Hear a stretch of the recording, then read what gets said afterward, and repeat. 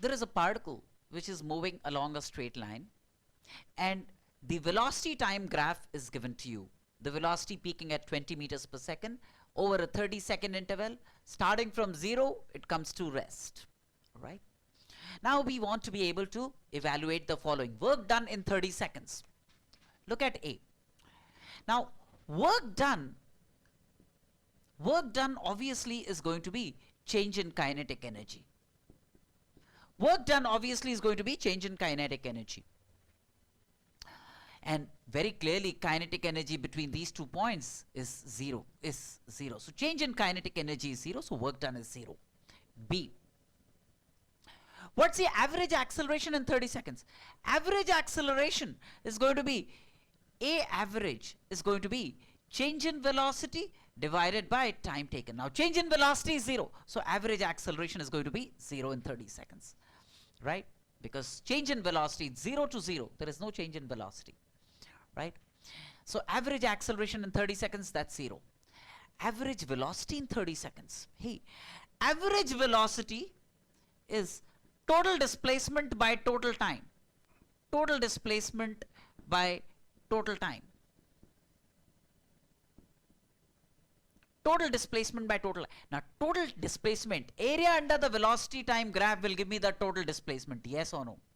Area under the velocity time graph will give me the total displacement. So what's this area? This area is half of 30 into 20. Half of 30 into 20, that's the area, divided by total time, which is 30. So that makes it 10 meters per second is the average velocity, right? Total displacement, which is the area under the velocity time graph, which is half of 30 into 20, as you can see. Half of 30 into divided by total time, which is 30 seconds. So which makes it 10 meters per second, that's the average velocity. What is the average force? Hey, average acceleration is 0 because there is no change in velocity. So average acceleration is 0, so average force will also be 0. Average force will also be 0. Yes or no? Thank you so much.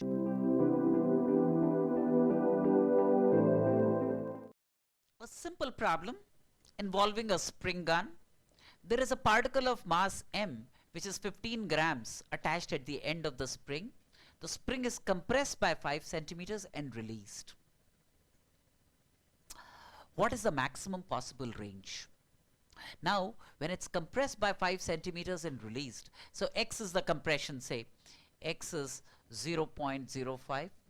When compressed, and by the time it comes back to its natural state, you know, this half kx square will get converted into kinetic energy.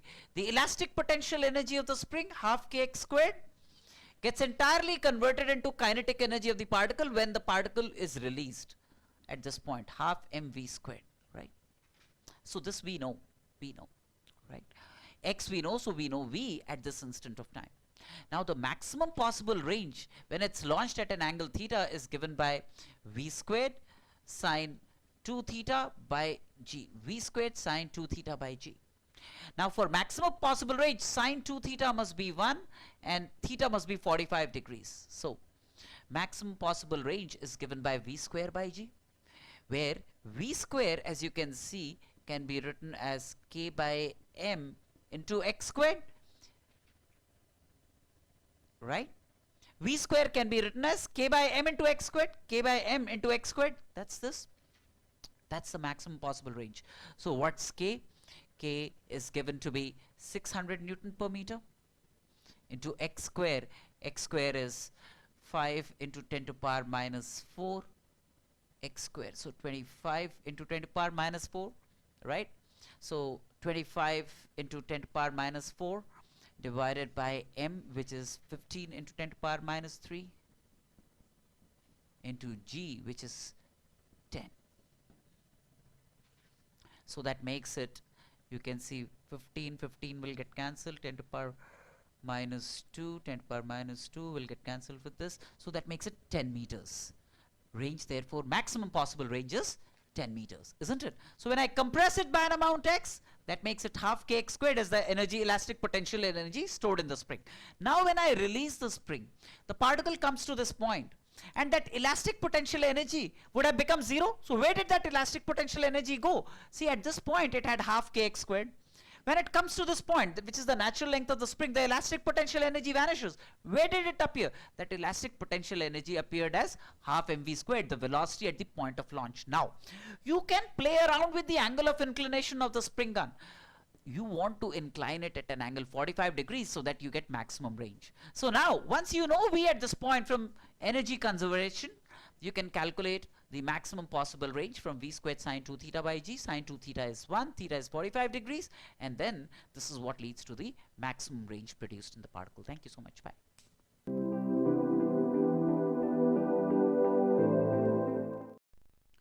So, we have power delivered to a particle of mass 2 kgs is a function of time 3t squared by 2 watts, right? And at time t equal to 0, the velocity of the particle is 0. At t equal to 2 seconds, we want to find the velocity of the particle. Yes or no? Now, very clearly, power is the rate at which work is done. Power is the rate at which work is done. So then, I can find work done as P dt. The total work done from t equal to 0 to t equal to 2 seconds would be this. This will be the total amount of work done, integral P dt. See, this is P. I say P dt is W. So integral dW is P dt, t equal to 0 to 2. So which is like 0 to 2, 3t squared by 2 dt. These many joules of work would be done. Let's do a calculation. So that makes it half of t cubed. T runs from 0 to 2. So that makes it half of 8, that is 4 joules. 4 joules of work is done. But the amount of work done is also change in kinetic energy from work energy perspective. So that will be equal to half of m. M, which is 2 kgs, into final velocity v square minus initial velocity 0 squared. Right? So then v squared is 4. So that gives me v equal to 2 meters per second. So velocity at the end of 2 seconds would be 2 meters per second. Yes or no? So very simple, isn't it? Thanks. Bye.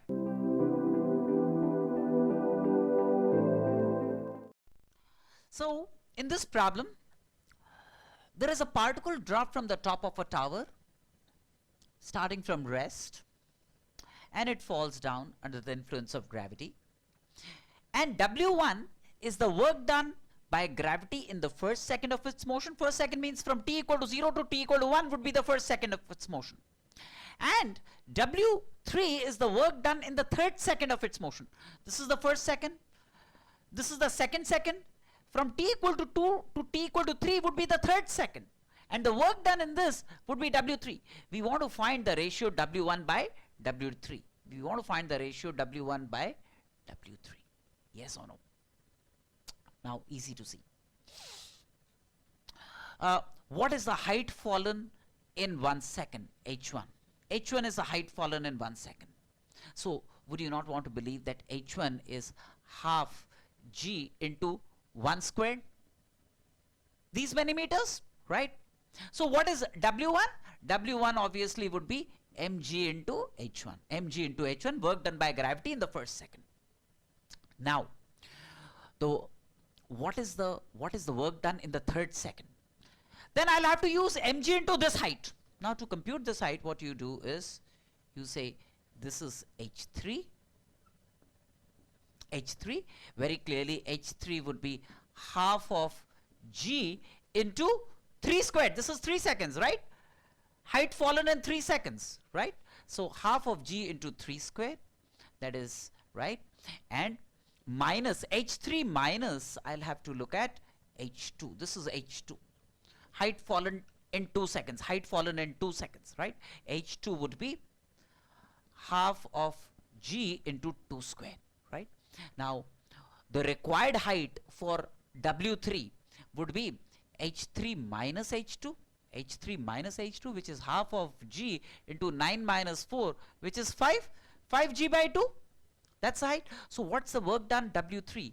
That's in this would be mg into h3 minus h2. h3 minus h2 would be 5g by 2. I'm sorry. half g into t squared. Work done would be mg into h3 minus h2, which is mg into h3 minus h2, which is 5g by 2, right? That's the work done.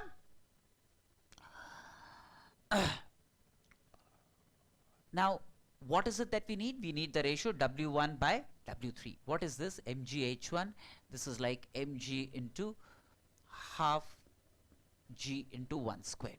That's W1. mg into h1, which is half g into 1 squared. W1 by W3, therefore, as you can see, is mg square by 2 divided by 5 mg square by 2. So that makes it 1:5. The ratio of the work done is going to be 1:5, W1 by W3. Yes or no? Right? Simple. 1:5. Ratio of the work done is going to be 1:5. Thank you so much.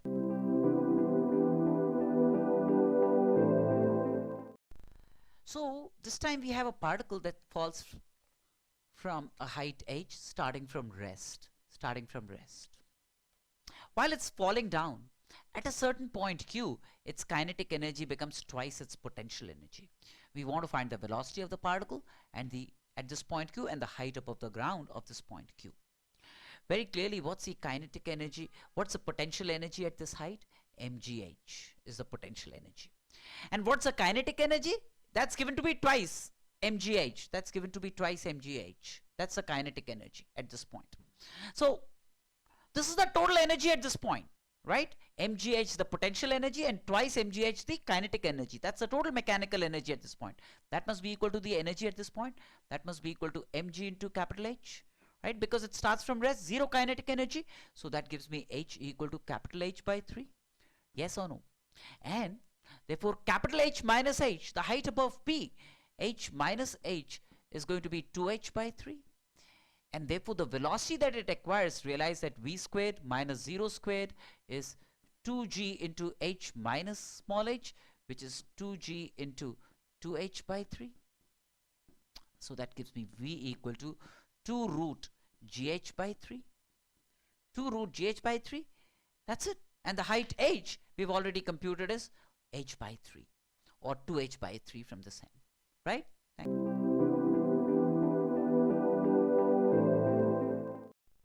So there is a particle at rest at time t equal to 0 and at a point s equal to 0 and is moving along a straight line.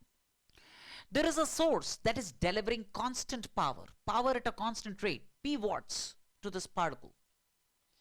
At an instant of time t, the distance covered by the particle is s. We want to find how s varies with t. Now, if the power delivered is constant, then the work done in t seconds, for a constant power, work done in t seconds is going to be power into t if p is constant. That's the work done in t seconds. But if at an instant of time t, the particle has acquired a velocity v starting from rest, then the work done from work energy theorem is also change in kinetic energy, which is half mv squared. That's like a p into t. Yes or no? That means we have like a v equal to root 2p pi m into t to power half, right? So v proportional to t to power half, but v is what? V is rate at which displacement occurs. So that's like a root 2p by m into t to power half, right? So then let's see how s varies with time. We say ds is like a root 2p by m into t to power half into dt. So if I integrate at t equal to 0, s was 0. At t equal to t, s is s. This will give me s as a function of t. So this gives me like s equal to root 2p by m into t to power 3 by 2 into 2/3. When I supply the limits, very clearly s, the displacement of the particle, in this case also the distance covered by the particle, is proportional to t to power 3 by 2, because rest all is constant. This is a constant, p is a constant, m is a constant, this all is a constant. So s, the distance covered, will be proportional to t to power 3 by 2, right? Thanks, bye.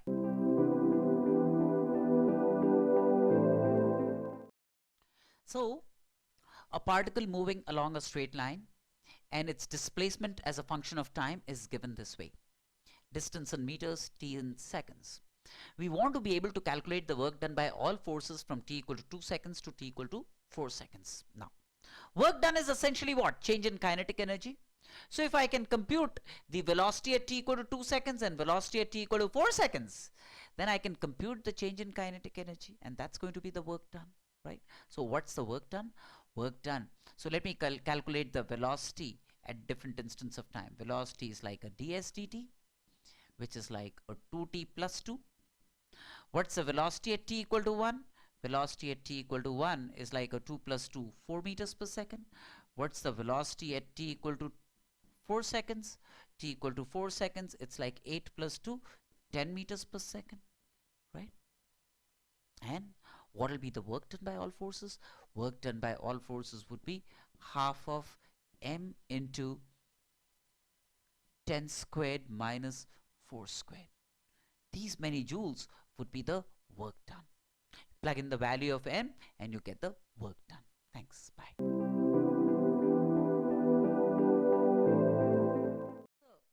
There is a particle of mass 2 kgs which is moving along a straight line, and its velocity versus time graph is given as follows. Linear variation. At t equal to 0, v is 10 meters per second. At t equal to 10, its velocity is minus 20 meters per second. Means the direction of velocity must have changed, right? Velocity became 0 at t equal to this instant of time, and then v became negative. That means it started to move in the opposite direction.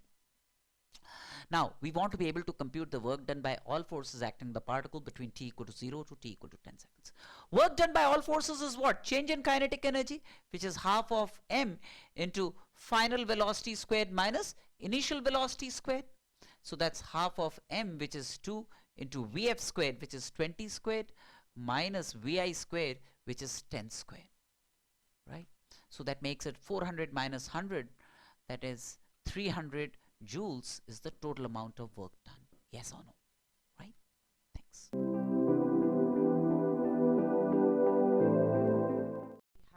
We have this particle who's moving in a straight line, and its kinetic energy at any given instant of time t is given by 4t squared. That means at t equal to 0, its kinetic energy is 0. At t equal to t, its kinetic energy is 4t squared. What we want to be able to do is we want to be able to compute the force varying with time for this particle. Now, from t equal to 0 to t equal to t, what is the gain in kinetic energy? The gain in kinetic energy is 4t squared, right? This minus this in t seconds. But gain in kinetic energy is also the work done, right? But work done, if I differentiate work done with respect to time, I get the power. So power is like a 8t. Power is like a 8t. Now, power is 8t. Power is also force into velocity. Force into velocity.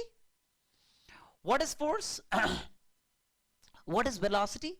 So, kinetic energy is half mv squared, which is 4t squared. Which is 4t squared. Very clearly, v squared is 8t squared by m.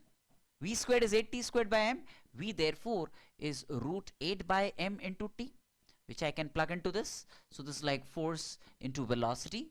F dot v. So F into v. V is the velocity at this instant. F is the force at this instant. They are parallel vectors. F dot v, F into v. F dot v is like F into root 8 by m into t.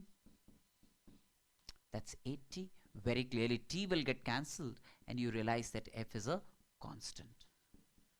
So the force acting on the particle is a constant really. The particle is being acted upon by a constant force. The other way of looking at it is as follows. Kinetic energy half mv squared is 4t squared, right? So that gives me v equal to root 8 by m into t. Now, v is linearly varying with time. How would we linearly, when would we linearly vary with time? V would vary linearly with time if the acceleration is constant, right? Acceleration is what? Slope of the velocity time graph. This is tan theta. Acceleration is tan theta, right? Which is dv dt, which is constant. So acceleration is constant. If acceleration is constant, force, which is mass into acceleration, must also be constant. Because v is varying linearly with time, velocity time graph, it must be a case of constant acceleration. Force therefore must be constant mass into acceleration. That's another way of looking at it.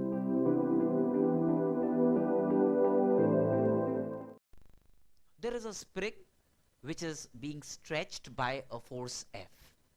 And the stretching of the spring plotted along the x direction and the applied force F in this direction. This is the magnitude of the stretching. This is the magnitude of the applied force. And we know that the stretching is related to the force applied in a spring by F is equal to kx, where k is the spring constant. And very clearly, if you draw F versus x, k will be the slope. K will be given by tan theta, isn't it? K will be given by tan theta, the slope of this line, isn't it? Now what is done is, this is the graph for a spring of length L. Now what is done is, they say we cut the spring into two. We do the same stretching. We do a stretching of a spring of length L by 2. What would happen to the F versus x graph? Now, if the length is halved, you realize that the force constant is given by Ay by L. So if L is halved, if L becomes L by 2, realize that K will become 2K. Spring constant will double. Spring constant will double means slope will double. That means if now the length is doubled, then the new angle of inclination will become tan alpha. So the new spring constant is going to be tan alpha, which is going to be twice the earlier spring constant, K, and that's going to be twice of tan theta. That means the graph will shift towards the F axis. The graph will shift towards the x axis because the force constant will increase, the force constant will double. If the force constant doubles, the slope of F versus x graph will double, and therefore the graph would shift like this. OA would shift this way towards the F axis. Yes or no? Thank you. We have a light rod of length L, and a particle of mass small m is attached to this end of the rod. It's in a vertical it's in a vertical plane. We want to impart it a velocity u so that the rod can complete a vertical circle. The important thing is that if this end can just about reach the topmost point of the circle with a velocity slightly greater than 0, it will complete the circle. Right? That's the critical thing. So now, between this end and this end, if I apply conservation of energy, let me look upon this horizontal position as the 0 of potential energy. Then this would be like a potential energy mgl, because this is L units above this. So half mu squared will be like a half mv squared plus mgl if I apply conservation of energy between A and P. So that gives me like a u squared is v squared plus 2gl. So that gives me like a v squared equal to u squared minus 2gl, right? And this has to be greater than or equal to 0. Yes or no? That means u squared has to be at least greater than or equal to 2gl. Now if u squared is greater than or equal to 2gl, if u squared is greater than or equal to 2gl, that means what's the minimum value of u? U minimum must be root 2gl.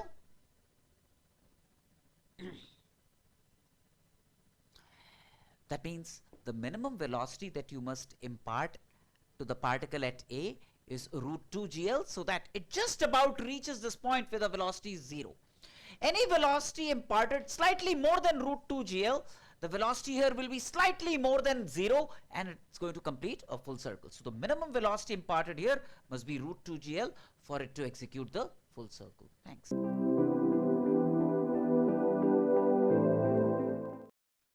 So we have a smooth spherical shell fixed, and inside the shell there is a particle of mass m, and the particle is given a velocity u so that it's able to complete the vertical circle, What we want to find out is the acceleration of this particle. We want to be able to find the acceleration of this particle when its velocity is vertical. So first of all, what is the minimum velocity so that it completes a vertical circle? This we have learned. The minimum velocity is root 5g times the radius r. 5g r. R is the radius. That's the minimum velocity you must impart to it so that it can complete a vertical circle. Now, when does its velocity become vertical? When it reaches this point. Its velocity will become v this way and it will be vertical. Velocity at every point will be along the tangent to the curve at that point. It will become v this way when it reaches this point. Now, at this instant, I want to be able to find, the total acceleration. See, at this instant, what are the forces acting on it? There is mg acting like this, which will cause a tangential acceleration g on the particle, and there is, if v is the velocity, there is going to be centripetal acceleration, which is v squared by r like this. Yes or no? Right? So the net acceleration would be root ac square plus g square would be the total acceleration. So all that I need to do is I need to compute v.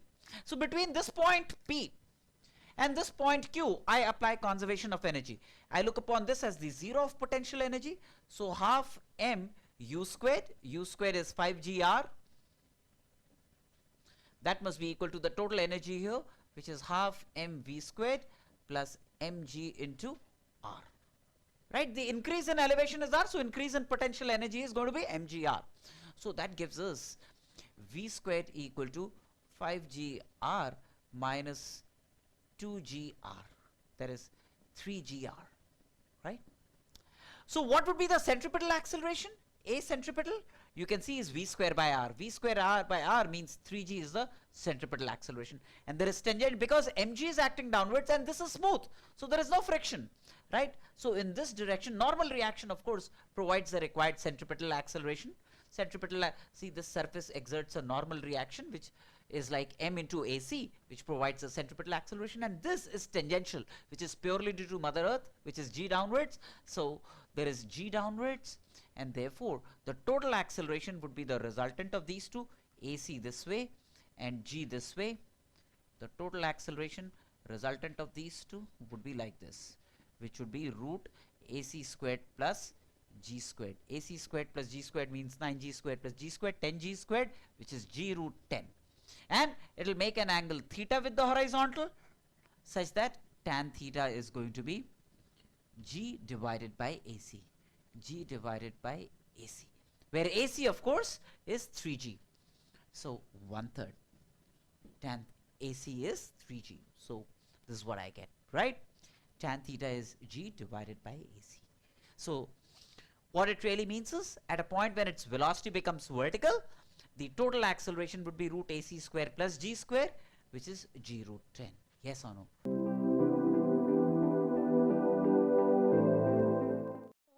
This time we have a particle that moves from 0, 0 to 1, 1 along a line y equal to x. Along this line y equal to x.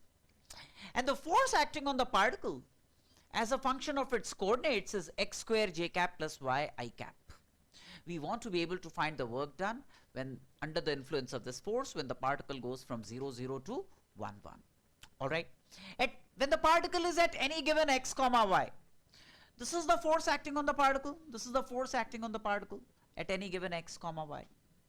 Now to go to a neighboring point p prime, which is like x plus dx and y plus dy, like we have discussed so many times, the work done is going to be force dot the displacement dr.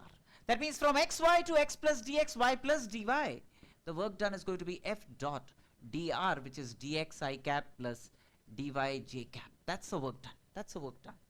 Right? Displacement in the x direction, dx I cap, plus displacement in the y direction, dy j cap, to move to its neighboring point. Dr is the displacement. Right? Now, what does this turn out to be? This turns out to be f is x square j cap plus y I cap dot dx I cap plus dy j cap. That's the work done. If I took the dot product, I dot I, so that's like a y dx plus j dot j, which is x square dy. Right? Now, you know, with dx, I should have a function of x here, but any xy on this curve is like a y equal to x, because this line is y equal to x. So I can replace this y by x. So y by x, x dx.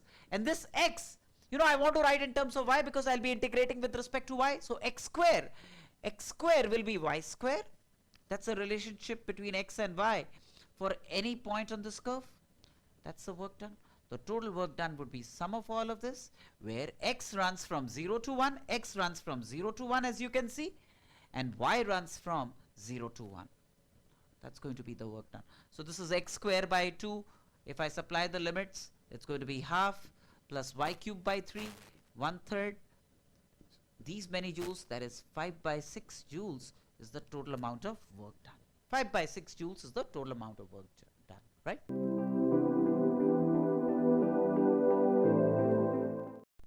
So there is this particle of mass m moving on a horizontal rough surface with a velocity v0. In t0 seconds, its kinetic energy, it loses 3/4 of its kinetic energy. That means the kinetic energy that remains is 1/4. If kinetic energy becomes 1/4, the velocity obviously becomes v0 by 2. We want to be able to find the coefficient of kinetic friction. Very simple. Kinetic friction is mu mg acting leftwards, and therefore the retardation produced is going to be mu g to the left, right? That's a retardation produced, mu g to the left. And in t0 seconds, v becomes v0 becomes v0 by 2. So we have like a final velocity v0 by 2 is initial velocity v0 minus mu g into t0, right?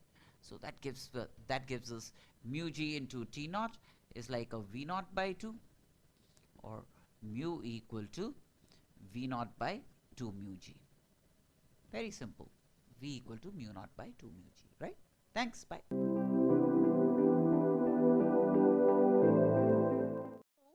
This time we have a particle that moves from 0 0 to 1 1 along a line y equal to x. Along this line y equal to x. And the force acting on the particle as a function of its coordinates is x square j cap plus y I cap. We want to be able to find the work done when under the influence of this force when the particle goes from 0 0 to 1 1. Alright. When the particle is at any given x comma y, this is the force acting on the particle. This is the force acting on the particle at any given x comma y. Now to go to a neighboring point p prime, which is like x plus dx and y plus dy, like we've discussed so many times, the work done is going to be force dot the displacement dr. That means from xy to x plus dx, y plus dy, the work done is going to be f dot dr, which is dx I cap plus dy j cap. That's the work done. That's the work done, right? Displacement in the x direction, dx I cap, plus displacement in the y direction, dy j cap, to move to its neighboring point. Dr is the displacement, right? Now, what does this turn out to be? This turns out to be f is x square j cap plus y I cap dot dx I cap plus dy j cap. That's the work done. If I took the dot product, I dot I, so that's like a y dx plus j dot j, which is x square dy, right? Now, you know, with dx I should have a function of x here, but any xy on this curve is like a y equal to x, because this line is y equal to x. So I can replace this y by x. So y by x, x dx. And this x, you know, I want to write in terms of y because I'll be integrating with respect to y. So x square will be y square. That's a relationship between x and y for any point on this curve. That's the work done. The total work done would be sum of all of this, where x runs from 0 to 1, x runs from 0 to 1 as you can see, and y runs from 0 to 1. That's going to be the work done. So this is x square by 2. If I supply the limits, it's going to be half plus y cube by 3, 1/3. These many joules, that is 5 by 6 joules, is the total amount of work done. 5 by 6 joules is the total amount of work done, right? Thanks.